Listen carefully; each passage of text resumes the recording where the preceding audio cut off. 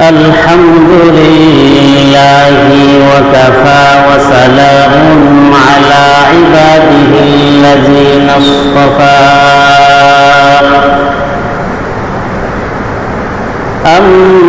أما بعد فيا أيها الحاضرون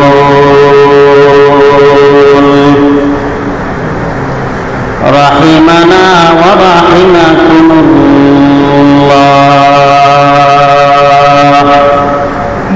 فقد قال الله تبارك وتعالى في كلامه المجيد وفرقانه الحميد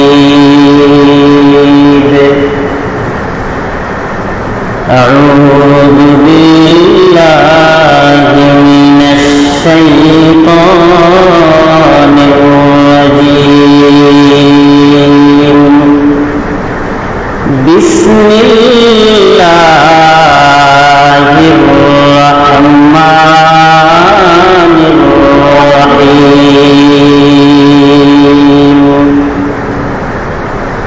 وقل رب أدخلني مدخل صدق وأخرجني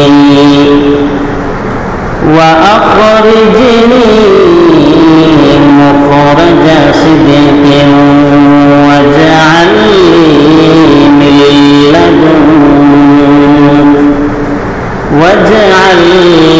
من لدنك سلطانا نصيرا وقال النبي صلى الله عليه وآله وسلم من زار قبري وجبت له شفاعتي أو كما قال النبي عليه الصلاة والسلام صدق الله مولانا العظيم صدق رسوله النبي الأمي الكريم ونحن على ذلك لمن الشاهدين والشاكرين والذاكرين والحمد لله رب العالمين اللهم صل على محمد عدد ما في علم الله عدد ما في علم الله صلاة دائما بدوام ملك الله اللهم صل على محمد وأنزله المقعد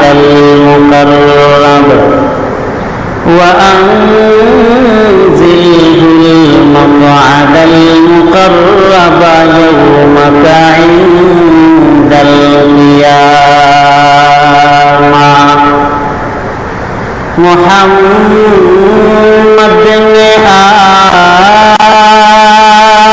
آخر कुफर को मिटाया, कुफर को मिटा कर सदाकत बताया, कुफर को मिटा कर सदाकत बताया। एक चश्मे ज़दन गाफिल ज़ा शाह नबाशी,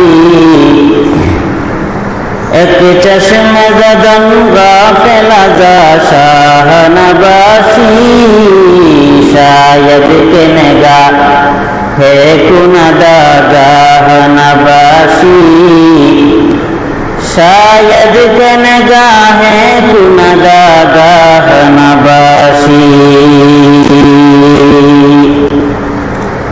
उल्फत में बराबर के वफा के गफा, उल्फत में बराबर के वफा के गफा हो। हर चीज में लज्जत है अगर दिल में मजा हो, हर चीज में लज्जत है अगर दिल में मजा हो। अल्हम्दुलिल्लाह, আল্লাহ রব্বুল ইজ্জত আল জালালের দরবারে শুকরিয়া জ্ঞাপন করছি যে আল্লাহ রব্বুল আলামিন আমাদেরকে অত্যন্ত মায়া করে, মহব্বত করে, ভালোবেসে কুরবানি ঈদ পরবর্তী জুমায় আল্লাহর ঘর মসজিদে আসা বসা তৌফিক দান করিলেন। এজন্য আমরা সকলেই জুড়ে সুরে আওয়াজ করে কালিমাতুশ শুকর আদায় করি, আলহামদুলিল্লাহ। আমরা ধারাবাহিকভাবে কুরবানির আগে আমরা মক্কা শরীফ নিয়ে আমরা আলোচনা করেছি। হজ সংক্রান্ত আলোচনার ভেতরে মক্কা শরীফ সম্পর্কে আমরা যথেষ্ট পরিমাণ অবগত হয়েছি, জানতে পেরেছি। কিন্তু মক্কার পরেই এই পৃথিবীর মধ্যে সর্বশ্রেষ্ঠ আরেকটা যেই জায়গা, মক্কা শরীফের পরেই সেই জায়গাটা হলো মদিনা শরীফ। মদিনা শরীফ, এই মদিনা শরীফ সম্পর্কেও আমাদের জানার প্রয়োজন। তারপরে মসজিদে নববী, আল্লাহর হাবিব সাল্লাল্লাহু আলাইহি ওয়াসাল্লামের রওজা মুবারকের জিয়ারত করার ফজিলত কি, আদব কি, এই বিষয়গুলো সম্পর্কে আমাদের আজকের আলোচনা। মুহতারাম হাজিরিন, খুব খেয়াল করে আমার কথাগুলো বোঝার চেষ্টা করবেন। এই পৃথিবীর মধ্যে 2 নম্বরে যেই জমিনের যেই জায়গাটার সবচেয়ে বেশি মূল্য, সবচেয়ে বেশি দাম, সেই জায়গাটা হচ্ছে মদিনা শরীফ। আর এই মদিনা শরীফের মধ্যেই শায়িত আছেন আমাদের হাবিবে রাসূল, পয়গম্বরে আরবি, দু জাহানের বাদশাহ হযরত মুহাম্মদ সাল্লাল্লাহু আলাইহি ওয়াসাল্লাম। এই মদিনা শরীফের দাম আল্লাহ রসুল সাল্লাল্লাহু আলাইহি ওয়াসাল্লামের কদম মুবারক করার কারণে এই মদিনা শরীফের দাম আল্লাহর কাছে বেড়ে গেছে। আল্লাহ রসুলের কদম করার কারণে এই জমিনের দাম আল্লাহর কাছে বেড়ে গেছে। এক সময় এই মদিনার এই জায়গাটাকে বলা হইতো ইয়াসরিব, ইয়াসরিব বলা হইতো। পৃথিবীর অন্যান্য জমিন যেরকম ভাবে আল্লাহর কাছে মূল্যবান ছিল, ঠিক তদ্রূপভাবে মদিনার জমিনটাও ততটুকু আল্লাহর কাছে মূল্যবান ছিল। এমনকি আরো নিকৃষ্ট এটা ছিল। পূর্বের যুগের জাহিলি যুগের লোকেরা এই জায়গাকে তারা কুলক্ষণ মনে করত। আমরা যেটাকে বলি অলক্ষী, বলি না, অলক্ষী বলি আমরা। এই জায়গাটাকে কুলক্ষণ জায়গা মনে করত। আর এই জায়গার নাম ছিল ইয়াসরিব। কিন্তু আমাদের হাবিবে রাসূল হযরত মুহাম্মদ সাল্লাল্লাহু আলাইহি ওয়াসাল্লামের নূরানি কদম মুবারক মাত্র মদিনার মধ্যে পড়লো, সাথে সাথে ইয়াসরিব মদিনা হয়ে গেল। আল্লাহর রাসূলের নূরানি কদম পড়ার কারণে মুনাওয়ারা হয়ে গেল। একসাথে এখন এই জমিনের মদিনা মুনাওয়ারা হয়ে গেল। সুবহানাল্লাহ। এই মদিনা শরীফের এক সময় দাম ছিল না, আল্লাহর রাসূলের কদম করার কারণে এই জমিনের দাম আল্লাহর কাছে বেড়ে গেছে। এরপরে দেখেন মক্কা শরীফ যেইভাবে আল্লাহর কাছে মূল্যবান, মক্কা শরীফের মধ্যে, হেরেম শরীফের মধ্যে যেভাবে ঝগড়া জাতি ঠিক না, যেভাবে হাঙ্গামা ঠিক না, রক্তপাত ঘটানো ঠিক না, এই জায়গার মধ্যে আপন বাবার হত্যাকারীকেও যদি পাও তাকেও হত্যা করা ঠিক না। ঠিক তো দুরূপভাবে মদিনা শরীফের মধ্যেও হত্যাকাণ্ড ঘটানো, আপন বাবার শত্রুকেও যদি পাও তাকে হত্যা করা, এই জায়গার মধ্যে রক্তপাত ঘটানো, এটাও ঠিক না। মক্কা ভাবে দামি, মদিনা শরীফও দামি। এজন্যই উভয় জায়গাকে বলা হয় হারামাইন শরীফ। হারামাইন মানে দুইটি সম্মানী জায়গা, বলেন সুবহানাল্লাহ। তাহলে মক্কা শরীফও দামি, মদিনা শরীফও দামি, অনেক দামি। মদিনা শরীফ আল্লাহ রাসূল সাল্লাল্লাহু আলাইহি ওয়াসাল্লামের কদম মুবারক করার কারণে এই মদিনা শরীফ আল্লাহর কাছে দামি হয়ে গেছে। মুসলমান ভাইয়েরা আমার কথাগুলো দিলের কান লাগাইয়া অনেক অনেক অনেক গভীর মনোযোগ দিয়ে বোঝার চেষ্টা করেন। এই মক্কা শরীফের মধ্যে আল্লাহর ঘর, আল্লাহর বাড়ি, এই জন্য এই মক্কা শরীফটা আল্লাহর কাছে অনেক দামি, অনেক দামি। এলাকার বাসিন্দার কারণে অনেক সময় জায়গার দাম বেড়ে যায়। যেমন মনে করেন এই যে নৌকাকান্দি জামে মসজিদ, এই মসজিদটার দাম কিসের জন্য বেশি? এর কারণ হলো এটা আল্লাহর ঘর। এটা আল্লাহর ঘর হওয়ার কারণে এই মসজিদের দাম আল্লাহর কাছে বেশি, কারণ এটা আল্লাহর ঘর। যেই জায়গার মধ্যে জুয়া খেলা হয়, যেই জায়গার মধ্যে মদ খাওয়া হয়, যেই জায়গার মধ্যে তাস খেলা হয়, এই জায়গাটা কিসের জন্য দামি না? মূলত জায়গা কোনো দোষ না, দোষটা হলো যারা খেলে, যারা অন্যায় করে, যারা পাপ করে, তাদের জায়গার কোনো দোষ না। তারপরেও জায়গাকে আমরা দোষী কেন বলি? কারণ এই জনগণ এই জায়গাটাকে নাপাক করে ফেলে, জন্য জায়গার দাম অনেক সময় মানুষের জন্য বেড়ে যায়। যেমন আল্লাহর ঘর মক্কা শরীফের কারণে মক্কার দামটা বেড়ে গেছে, আল্লাহর নবীর কদম মুবারক করার কারণে মদিনা শরীফের দাম আল্লাহর কাছে বেড়ে গেছে। মুসলমান ভাইয়েরা আমার দিলের কান লাগাইয়া কথাগুলো মনোযোগ সহকারে বুঝার চেষ্টা করো। মদিনা শরীফের দাম আল্লাহর কাছে কত বেশি জানো? এই মক্কা শরীফের দাম আল্লাহর কাছে দাম বাড়ছে হযরত ইব্রাহিম নবীর দুআর বরকতে। ইব্রাহিম নবী আল্লাহর কাছে দোয়া করেছেন, ইব্রাহিম নবীর দোয়ার বরকতে মক্কার দাম আল্লাহর কাছে বেড়ে গেছে। আমার মায়ার নবী যখন মদিনায় গেলেন, মদিনায় যাওয়ার পরে এবার আমার মায়ার নবী আল্লাহর কাছে দোয়া করেন, আল্লাহ এই মক্কার দাম আপনি বাড়াইলা হযরত ইব্রাহিম নবীর কারণে, এই মদিনার দামটাও তুমি বাড়াইয়া দাও, এই মদিনার দামটাও আমি নবীর কদম পড়ার কারণে বাড়াইয়া দাও। আমার প্রাণের মুসল্লিয়ানে কেরাম ভালো করে খেয়াল করেন, মদিনার মধ্যে যখন নতুন কোন ফসল হইত, নতুন কোন ফসল হওয়ার পরে আল্লাহর নবীর কাছে দেওয়া হইত। আমার মায়ার নবী যখন ফসলটা হাতে নিতেন, ফসলটা হাতে নেওয়ার পর আমার মায়ার নবী আল্লাহর কাছে দোয়া করতেন, আল্লাহ এই মদিনার ফসল, এই মদিনার জমিনের মধ্যে বরকত দাও, এই মদিনার ফসলের মধ্যে বরকত দাও, এই মদিনার গমের মধ্যে বরকত দাও, মদিনার জবের মধ্যে বরকত দাও, মদিনার সবকিছুর মধ্যে তুমি বরকত দিয়া দাও। এরপরে আমার মায়া নবী আল্লাহর কাছে দোয়া করেন, আল্লাহ ইব্রাহিম নবীও হলেন আপনার বন্ধু খলিল, আমিও আপনার বন্ধু হাবিব, আপনার বন্ধু খলিলের দোয়ায় আপনি মক্কা শরীফের দামটা বাড়াইয়া দিলেন, বাড়াইয়া দিলেন। ও আল্লাহ আমি তো আপনার বন্ধু, আমি তো আপনার নবী, আমি তো আপনার রাসূল, আমার দুআর বরকতে আপনি মদিনা শরীফের দাম বাড়াইয়া দাও। হযরত আনাস বলেন, আমার মায়ার নবীর দুআর বদৌলতে মক্কা শরীফ থেকে মদিনার দাম, মদিনার মর্যাদা আমার আল্লাহর কাছে 2 গুণ আল্লাহ বাড়াইয়া দিছে। মুসলমান ভাইয়েরা আমার খুব খেয়াল করে মনোযোগ সহকারে বোঝার চেষ্টা করো, এই মদিনার দাম আল্লাহর কাছে কত বেশি। মায়ার নবীর দোয়ার বদৌলতে এই মদিনার দাম আল্লাহর কাছে কত বেশি হয়ে গেল। আমার মায়ার নবী যখন দূরে কোথাও চলে যাইতেন, আমার মায়ার নবী মদিনা শরীফের জন্য বড় পাগল হয়ে যাইতেন।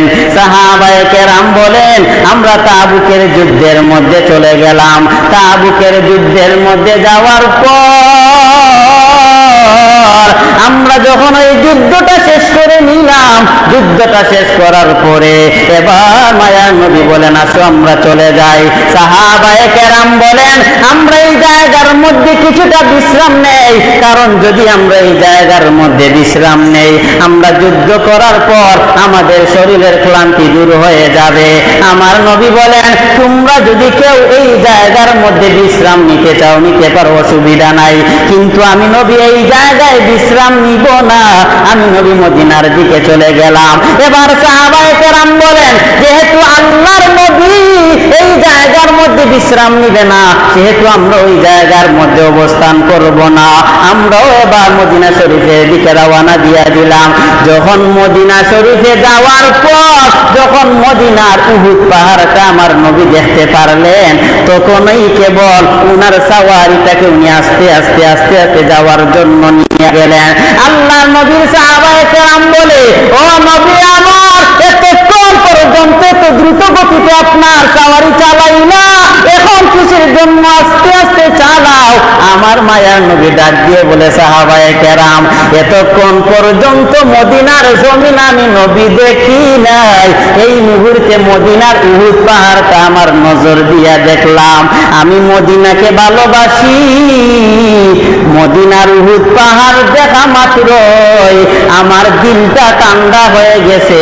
এখন যদি আমি আস্তে আস্তে আমার সাওয়ারি নিয়ে যাই, এতে আমার কোনো অসুবিধা নাই, কারণ আমি মদিনা দেখতে পারতেছি। কথাগুলো মনোযোগ দিয়ে বুঝেন। কথাগুলো সাপ্লাই দেওয়ার জন্য অনেক অনেক কিতাব মুতালা করে আপনাদের সামনে আসি। যদি মনোযোগ না দেন, এই কথাগুলো বলে কোনো লাভ নাই। একটু খেয়াল করে বোঝার চেষ্টা করেন। মায়ার নবী মদিনাকে ভালোবাসেন, যার কারণে যতই দূরে নবী যান না কেন, মদিনাকে দেখার জন্য নবী পাগল পারা হয়ে যাইতেন। যখন মদিনাকে দেখতেন, তখন কেবল ওনার দিলটা ঠান্ডা হয়ে যাইত। ও আমার ভাইয়েরা, উহুদ পাহাড় দেখে আমার মায়ার নবী ঠান্ডা হয়ে গেলেন। এমনকি সাহাবায়ে কেরামদেরকে বলেন, ও সাহাবায়ে কেরাম, ওই উহুদ পাহাড় আমাদেরকে ভালোবাসে, আমরা নিজেও উহুদ পাহাড়কে ভালোবাসি। সুবহানাল্লাহ। উহুদ পাহাড় আমাদেরকে ভালোবাসে, আমরা নিজেও উহুদ পাহাড়কে ভালোবাসি।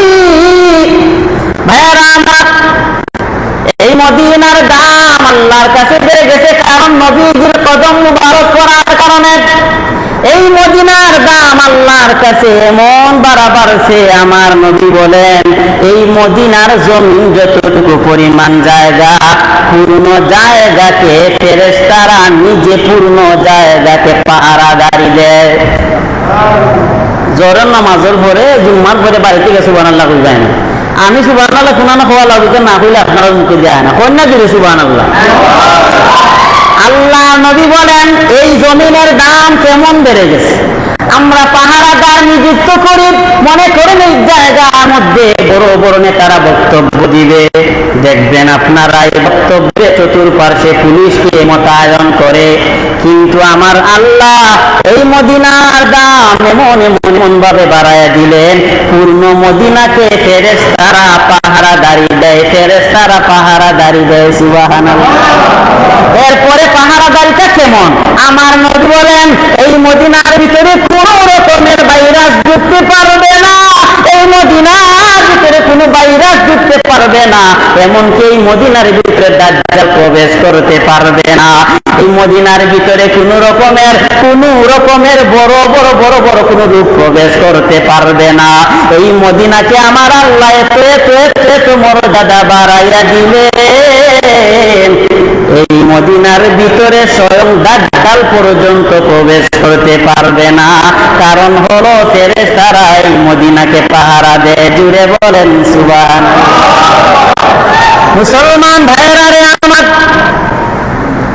তাহলে এই মদিনার দাম কত বেশি, কত বেশি।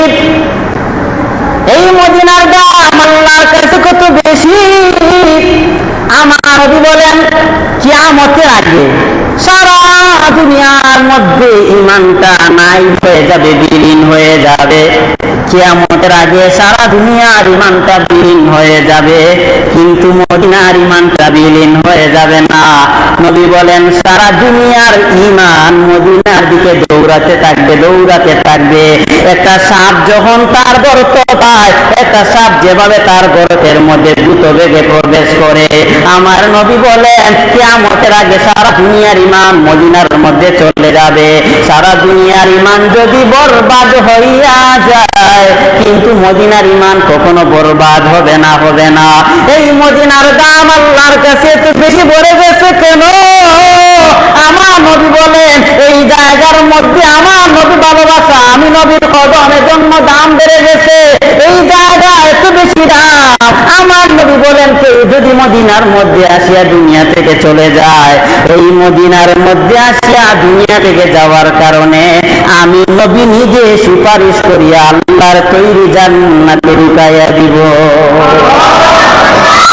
মুসলমান ভাইয়েরা আমার, দেখেন মদিনা সম্পর্কে কেউ যদি কেবলমাত্র মদিনার উপর আক্রমণ করা লাগবে না, মদিনার উপর আক্রমণ করা লাগবে না, কেউ যদি শুধু এতটুকুই বলে যে মদিনা একটা অলক্ষী জায়গা, কেবল যদি এতটুকুই বলে, মুসলিম শরীফের রেওয়ায়াত আল্লাহর নবী বলেন আল্লাহ তাকে জাহান্নামী এমন ভাবে গলাইবেন যেমনি ভাবে লবণ পানির মধ্যে গলে যায়।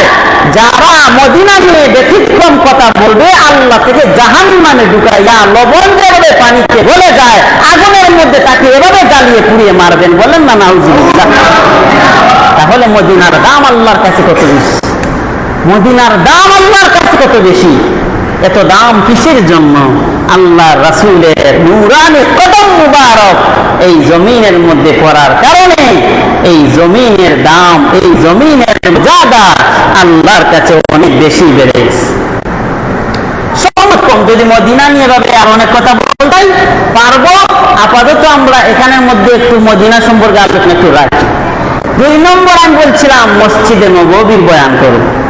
বুঝেন একটু, মসজিদে নববী যেই মসজিদ আল্লাহর রাসূল নিজ হাতে নির্মাণ করেছেন, সেই মসজিদ নাম মসজিদে নববী। বলেন সুবহানাল্লাহ।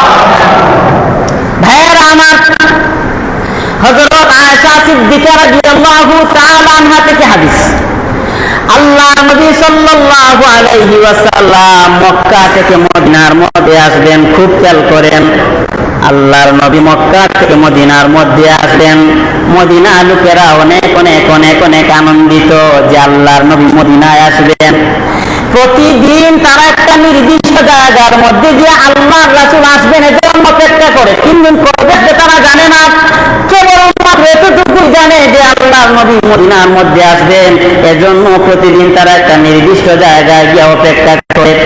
অপেক্ষা করতে করতে যখন দ্বিপ্রহর হয়ে যায়, প্রচন্ড রৌদ্রের সময় হয়ে যায়, রৌদ্রের কষ্ট সহ্য করতে না পারিয়া তারা বিশ্রামের মধ্যে চলে যায়। একদিনের ঘটনা, যখন তারা বিশ্রামের মধ্যে চলে গেল, জোহরের পরের টাইম, হঠাৎ করে এক ইহুদি একটা পাহাড়ের উপরে উঠলো।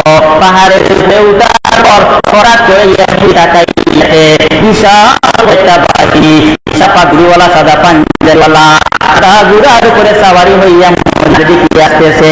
এই ইহুদি সহ্য করতে না পারিয়া এই ইহুদি একটা ডাক দিচ্ছে, ও মদিনাবাসীরা কোথায়? মক্কায় মুহাম্মদ মদিনায় আসছে।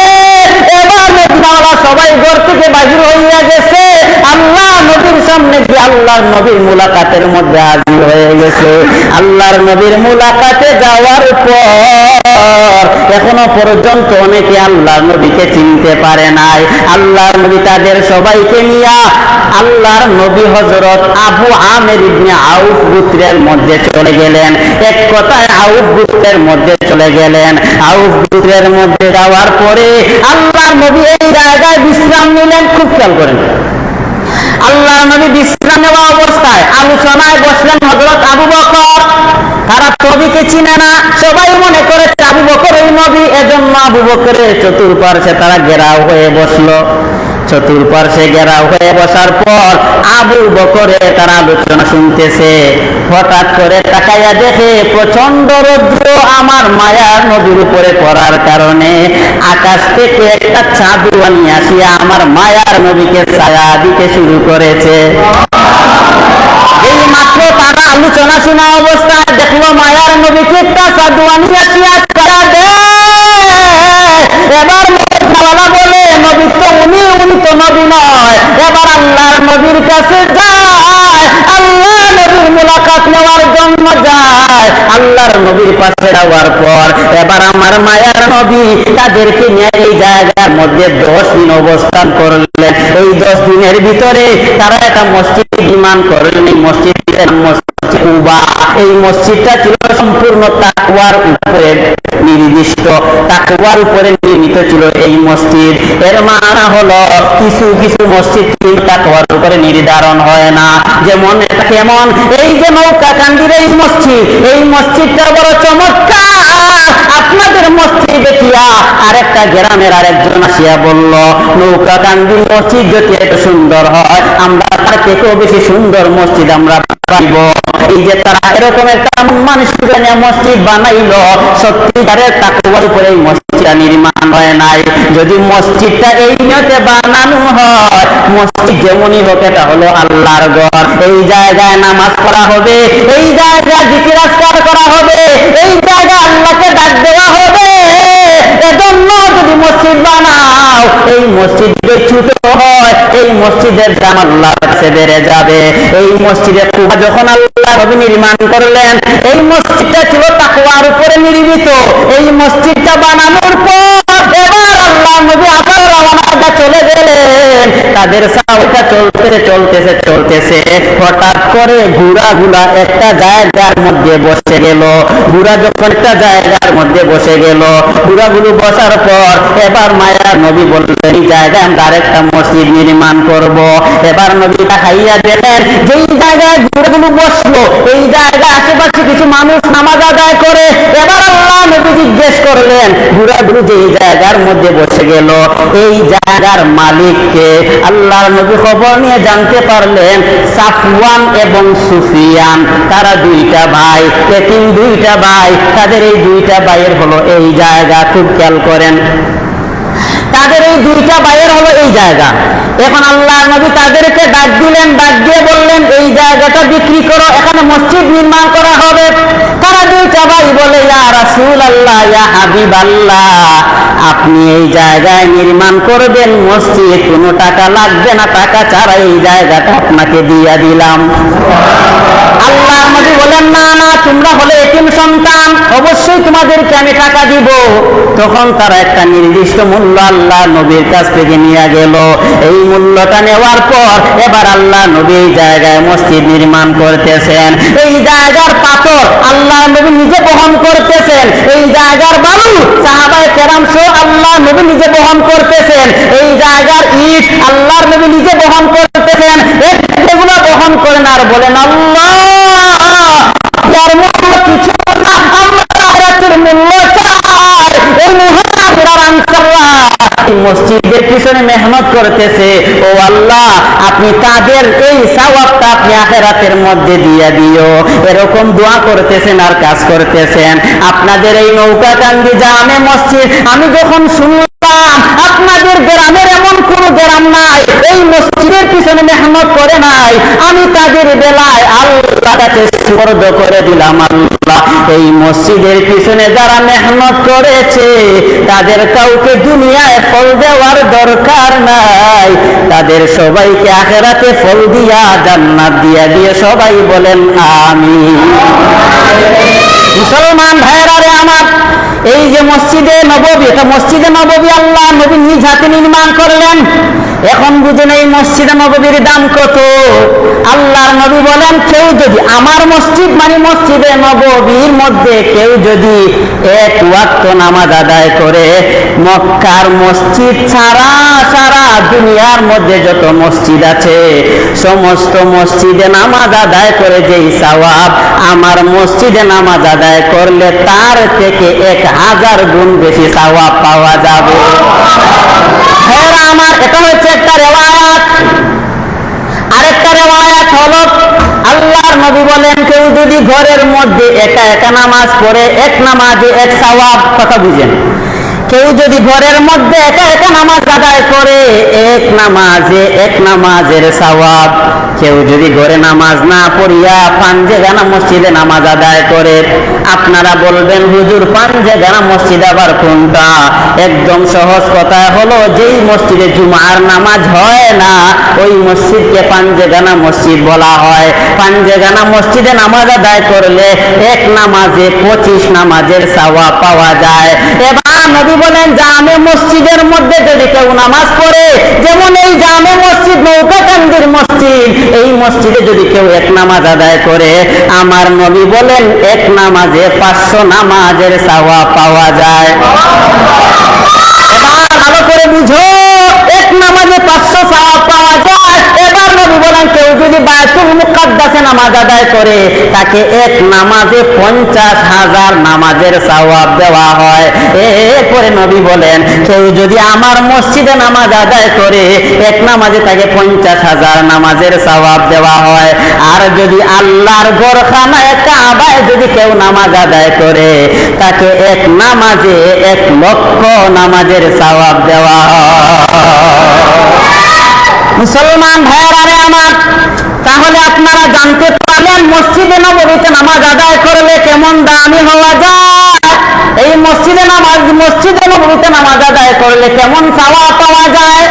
এবার বুঝেন, এই মসজিদে নববীর ভিতরে একটা জায়গা আছে, সরাসরি জান্নাতের টুকরা। সুবহানাল্লাহ।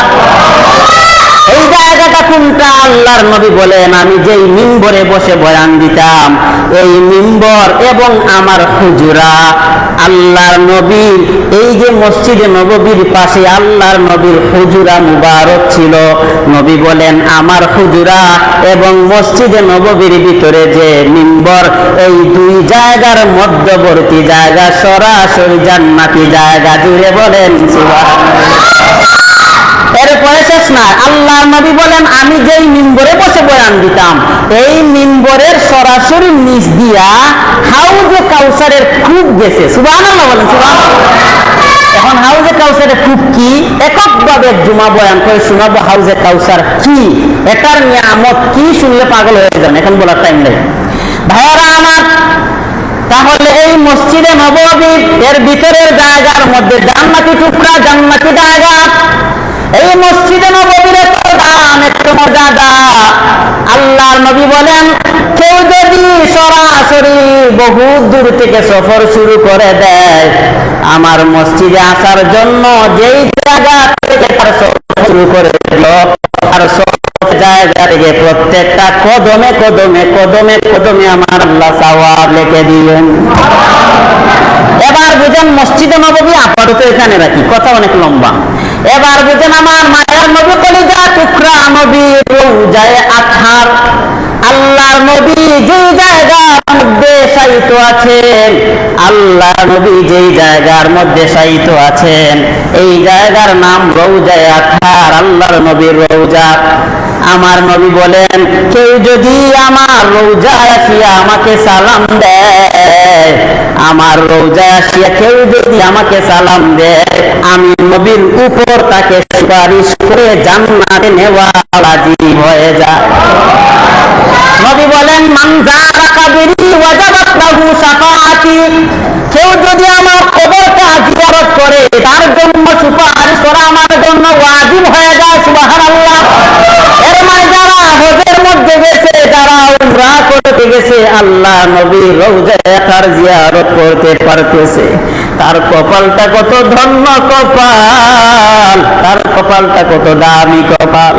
এরপরে নবী তো কবরের মধ্যে জীবিত, নবী তো কবরের মধ্যে দেখতেছেন উনার কোন উম্মত নবীকে সালাম দিতেছে। কিয়ামতের দিন দেখা মাত্রই আমার নবী চিনতে পারবেন উনি নবীর উম্মত। ভাইয়ারা আমার, সমস্ত নবীগণ কবরে জিন্দা, এটা সহিহ riwayat। আল আম্বিয়াউ আহইয়াউন ফি কুবুরিহিম ইউসাল্লুন, সমস্ত নবীগণ কবরের মধ্যে জিন্দা, কবরের মধ্যে তারা নামাজ অবস্থায় আছেন। সুবহানাল্লাহ।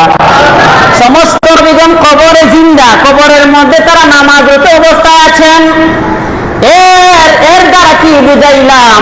আল্লাহর নবী রওজায়ে আতহারে কেউ যদি গিয়া আল্লাহর নবীকে সালাম দেয়, আল্লাহর নবী নিজ কানে সেই সালামটা শুনতে পায়, এমনকি আমার মায়ার নবী নিজে সেই সালামের জবাব দিয়ে দেয়। মুসলমান ভাইয়েরা রে আমার, আল্লাহ নবীর এই রওজায়ে আতহারের মধ্যে সালাম দিলে কত ফায়দা। মায়ার নবী বলেন, কেউ যদি আমার রওজায় আসি আমাকে সালাম দেয়, কিয়ামতের দিন সে সরাসরি আমার পাশে থাকবে। সুবহানাল্লাহ। সরাসরি আমার পাশে থাকবে। যদি নবীর পাশে থাকা যায়, এখন চিন্তা করেন আমাদের দামটা কেমন বেড়ে যাবে। আমাদের তখন আর রৌদ্রের গরম লাগবে না, তখন আর 50,000 বছর দাঁড়িয়ে থাকার কষ্ট লাগবে না। এজন্য আমাদের আল্লাহ, আমরা সবাই আল্লাহকে বলি,